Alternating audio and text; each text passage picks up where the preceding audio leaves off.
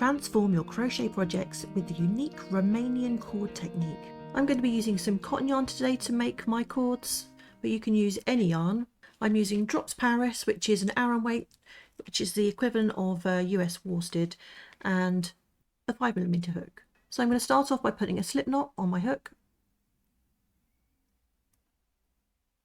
and then I'm going to chain 2. 1, 2. So we're going to put a single crochet into that second chain from the hook.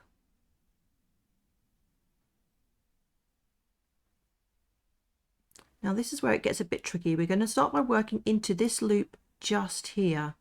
So your hook is going to go into that loop.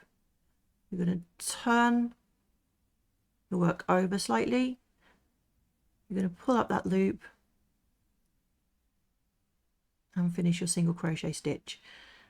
Now after working that stitch, you've made 2 loops here. From now on we're going to work into both of those. So put your hook into those 2 loops.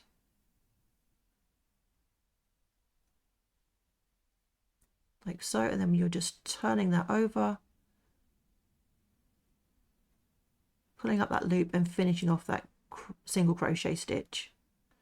So then we're going to look for those 2 loops here. The hook goes in, and we're just turning that over, pulling up a loop, and then yarning over and pulling through 2 to finish off that single crochet. So you're always looking for these 2 little bumps here, or the 2 loops you can see here, and you're just going to repeat that.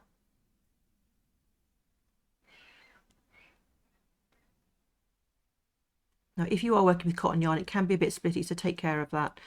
So your hook is going into those 2 loops, turning your work over, pulling up a loop and finishing off that crochet stitch, that single crochet. You also want to keep your stitches fairly loose so it's easy for you to get into those bumps at the back of the cord.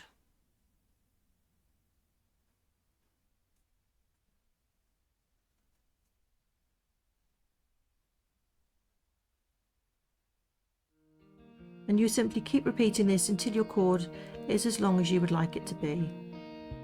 And you will end up with something like this. Thank you for joining me in this Romanian cord crochet tutorial. Happy crocheting and see you soon.